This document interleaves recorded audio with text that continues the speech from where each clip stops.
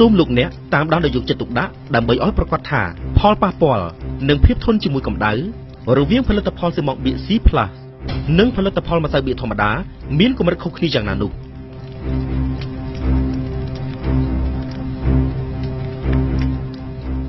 ហើយនេះជាភាពជាក់ស្ដែងមួយរបស់ផលិតផលស៊ីម៉ងបៀក C+ បើទោះជាទទួលរងនៅសម្ពាធកម្ដៅក្ដៅយ៉ាងណាក្ដីក៏នៅតែរក្សាបាននូវគុណភាពដើមមិនប្រែប្រួលដែលខុសប្លែកពីផលិតផលម្សៅបៀកធម្មតាគឺមានសភាពប្រែប្រួលទាំងគុណភាពទាំងពណ៌និងភាពខំជាប់ទៅលើផ្ទៃជញ្ជាំងតែម្ដងដែលឆ្លងកាត់តាមរូបភាពនេះពិបាកធ្វើឲ្យលោកអ្នកជឿទុកចិត្តបាន